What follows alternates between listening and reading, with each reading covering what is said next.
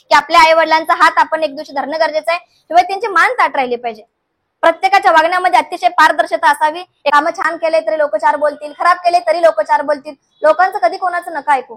तुम्ही ना या दोन सरांशी अगदी तिळासारखे चिपकून राहा. तुमच्या सगळ्यांचं आयुष्य गुळासारखं गोड झाल्याशिवाय राहणारच नाही. नमस्कार करते मी.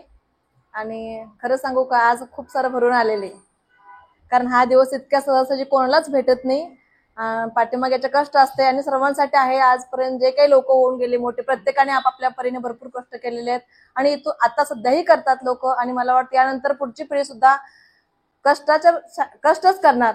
ऍक्च्युली बात अशी आहे की कष्ट वेगळ्या पद्धतीचं असू शकतं, पण शेवटी कष्ट हे करावेच लागेल. आणि मेन गोष्ट आपल्या लाईफमध्ये ना वेळेवेळीची बात असते. जेव्हा आपल्या लाईफमध्ये खराब वेळ येते ना, तेव्हा सहनशीलता असणं खूप गरजेचं आहे. आणि आजपर्यंत जी काही लोक सक्सेस झाले असतील, कदाचित कोणतीच व्यक्ती बिना कष्टाची तर सक्सेस झालेली नसेल. आणि सक्सेस होण्यासाठी आपल्या पाठीमागे एक आपली हिस्ट्री, एक स्टोरी असू शकते. ज्या व्यक्तीच्या लाईफमध्ये एखादी स्टोरी असू शकते, तीच व्यक्ती सक्सेस होऊ शकते. आणि सगळ्यात मोठी गोष्ट म्हणजे आपल्या लाईफमध्ये की नाही, सही वेळेमध्ये सही माणसं आपल्या आयुष्यात असणं, आपल्याला सपोर्ट करणारी माणसं लाईफमध्ये असणं खूप आणि खूप गरजेचं आहे. प्रत्येक व्यक्ती आपापल्या ठिकाणी तो शहाणाच असतो, समजदार असतो, एज्युकेटेड असतो. बात एज्युकेशनची असू शकत नाही, बात अनुभवाची असू शकते. कारण अनुभव आपल्याला लाईफमध्ये खूप काही करायला खूप काही करायला हेल्प करू शकतो. आणि आपण जेव्हा प्रगती करतो असतो ना, तेव्हा आजूबाजूचा थोडासा माहोल खराब होऊ शकतो. कारण प्रत्येकाला पाय ओढणं हे आपल्या महाराष्ट्रीयन लोकांची एक सवय आहे. मराठी माणूस कोणी हात ओढण्यापेक्षा शक्यतो पाय ओढण्यात जास्त हे करतो. पण मला वाटतं की जर कोणी पाय ओढलं तर हा फक्त काही वेळेसाठीच ओढू शकतो, लाईफ टाईम नाही ओढू शकत. प्रत्येकाने आपापलं लक्षात घ्यावं आणि आपल्याला जे ध्येय साध्य करायचे त्या ध्येयाकडे अगदी 100% लक्ष देऊन पुढे निघून जावं. बाजूचं काय होत, कामं छान केले तरी लोक चार बोलतील, खराब केले तरी लोक चार बोलतील. लोकांचं कधी कोणाचं नका ऐकू.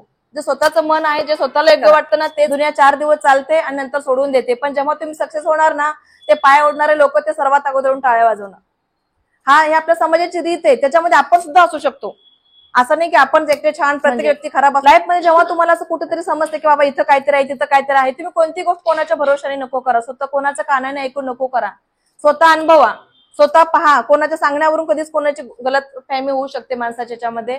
आणि पहिली गोष्ट कुठली अकॅडमी असू द्या, आता आम्ही सुद्धा खूप स्ट्रगल केलेली, असं माहित नव्हतं. 2-3 अकॅडमी आमच्या साहेबांनी सुद्धा जॉईन केल्या. माहित नव्हते ते कोणत्या अकॅडमी जात होते, कोणत्या लोकेशनला जात होते. फक्त सांगायचे मी चाललो वगैरे, नव्हतं माहिती. त्यामुळे आमच्या लाईफचा जवळजवळ 5-6 वर्षाचा कालावधी असा बरबाद झाला. नंतर जेव्हा मला यांनी 1-2 वर्षाच्या पाठीमागे यांचं खूप चांगले भरपूर लोक पोलीस भरती झाले, तेव्हा यांचा आपल्या दिघीमध्ये एक प्रोग्राम होता. ऍक्च्युअली त्या प्रोग्राममध्ये एक आमच्या फ्रेंड होते, त्यांच्या थ्रू आम्हाला समजले की यांनी अशी अकॅडमी काढली, यांच्या क्लासमध्ये एवढे मुलं म्हणजे पास झाले.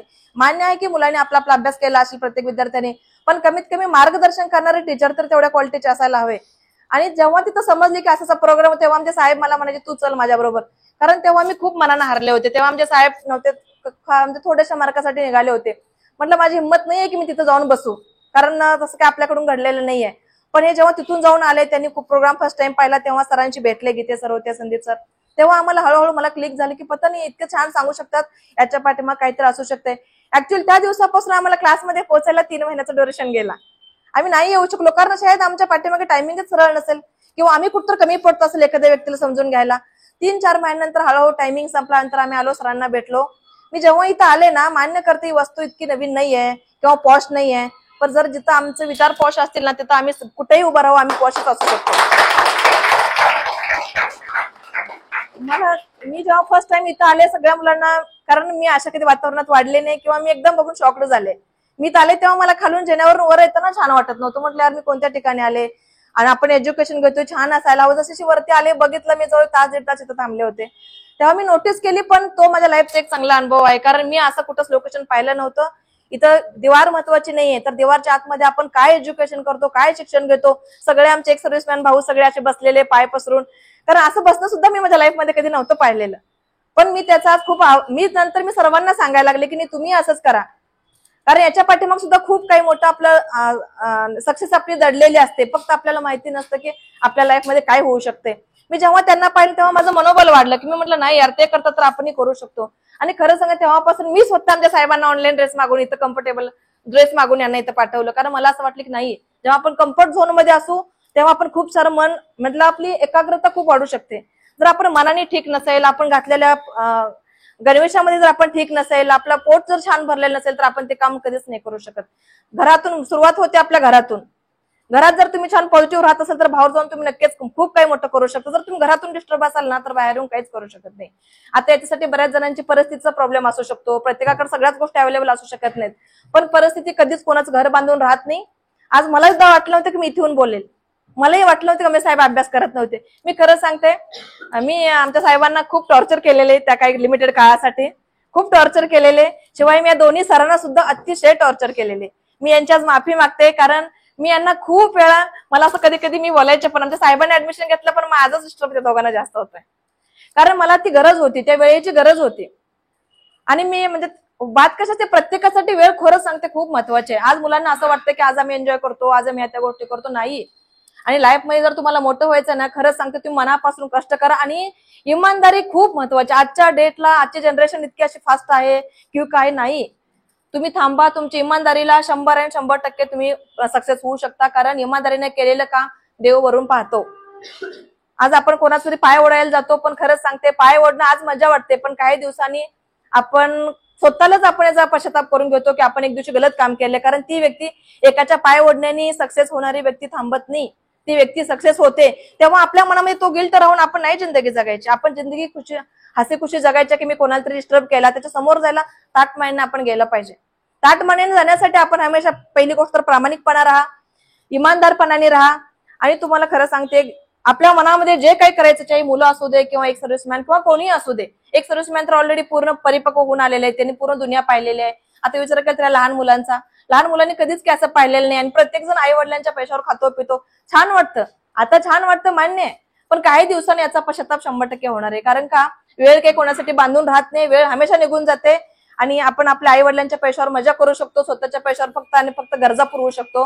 हे प्रत्येकाने लक्षात ठेवा. प्रत्येकाचे आई वडील काही हमेशा आपल्यासाठी कोणतीच पैशाच्या बाबतीत कधीच आपल्याला सपोर्ट नाही करू शकणार आहे. आपण चालायला शिकवले तर आपला फर्ज बनतो मुलांचा स्पेशली, की आपल्या आई वडिलांचा हात आपण एक दिवशी धरणं गरजेचं आहे. शिवाय त्यांची मान ताट राहिली पाहिजे. प्रत्येकाच्या वागण्यामध्ये अतिशय पारदर्शकता असावी. एखादी गोष्ट मनात आली तर फटकन माणसाने बोलावं, पण अगदी क्लिअर असावं. आणि मेन गोष्ट सांगते, सगळ्यात मोठी गोष्ट म्हणजे आपल्या लाईफ मध्ये अगर तुम्ही कोणी पण असू, या जर अकॅडमीत आले ना तर मी 100% देते, म्हणजे गॅरंटी. आता तर मी 100% देते, कारण आमच्या साहेबांच्यामुळे. मी सगळ्यांना आमच्या साहेबांचंच उदाहरण देते.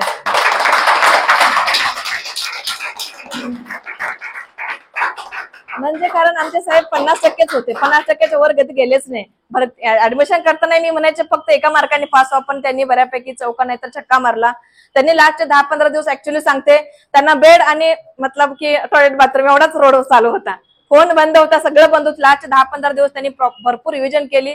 पण त्यांना मी असं कधीच नाही म्हटलं की तुम्ही खूप अभ्यास केला, कारण त्यांचा स्वभाव गमतीचा, चेष्टा मस्करीचा खूप आहे. मान्य आहे, तेही करायला पाहिजे, आपला माइंड फ्रेश राहतो, आजच्या काळची ती गरज आहे. आपल्या मला टेन्शन घेऊन जगता कामा नये, पण त्यातून पण थोडं कुठलं जे आपल्या त्याच्यावर फोकस करणं पण खूप इम्पॉर्टंट आहे. मेन गोष्ट म्हणजे जेव्हा त्यांनी तसं केलं, चांगलं झालं, आम्ही खूप आनंदी झालो, आमचा परिवार आनंदी झाला. आज लगभग आमच्या आयुष्याला एक वेगळी कलाटणी आली. आज इथून पुढे आमचं आयुष्य पूर्ण बदललेलं आहे. मला वाटतं सगळ्यांचंच आयुष्य बदलेल, फक्त कष्टाची तरीका, तुम्ही कोणत्या पद्धतीने कष्ट करता आणि कष्ट कसंही करा. जर तुम्ही इमानदार असाल ना तर तुम्हाला ऑटोमॅटिक रोड रस्ता मिळत जातो. जर तुम्ही इमानदार नसेल ना तर खरंच सांगते, आजच्या जनरेशनच्या मुलांना ऍक्च्युली बऱ्याच प्रॉब्लेम आहेत की मुलांना असं वाटतं की इझिली होतं. इझी या जगात काहीच नाही, काहीच नाही. इझी हा शब्द आपल्या लाईफ मध्ये तुम्ही टेम्पररी तर ठेवूच नका, कारण इझी सगळं झाल्यानंतर, सक्सेस नंतर आपण इझी होतो, मेन गोष्ट म्हणजे. आणि सगळ्यात सांगते, तुम्ही सगळ्याच विद्यार्थ्यांना सांगते, स्पेशली हे एक सर्व्हिसमॅन ऑलरेडी हुशार असतात, ते स्वतःहून पर्सनली अभ्यास करतात, पर्सनली फिजिकल ठेवतात. पण फक्त मुलांना कसं असतं की माहिती नाहीये. तुम्ही ना या 2 सरांशी अगदी तिळासारखे चिपकून राहा, तुमच्या सगळ्यांचं आयुष्य गुळासारखं गोड झाल्याशिवाय राहणारच नाही.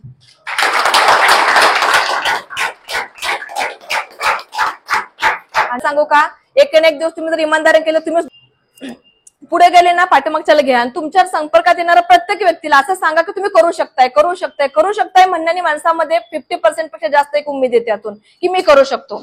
कोणताच माणूस परिपूर्ण नाहीये ना, कधी कुठे शिकून आलेला नाही. इथंच येऊन आपण सगळे एकमेकांना बघतो, शिकतो आणि सगळ्या गोष्टी करतो.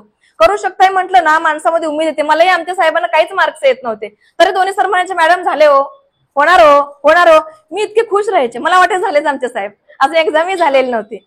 पण एक तो टायमिंग असतो, झालं म्हणण्याने सुद्धा माणसाच्या मनाला खूप सपोर्टिव्ह माणूस आतून. आणि ह्या पिरियड मध्ये जो एकमेकांना सपोर्ट करतो ना, खरंच सांगते तो कधीच आपण विसरू शकत नाही. कारण ह्या पिरियड मध्ये आलेल्या प्रत्येक माणसाला खूप डिस्टर्ब असतो, आतून डिस्टर्ब असतो. सगळ्यांना पॉझिटिव्ह होण्यासाठी सपोर्ट करायची गरज, एकमेकांना सपोर्ट करा. आपण वर जाऊ आणि आपल्या पाठीमागचे आपल्या बरोबर येतील. चला धन्यवाद.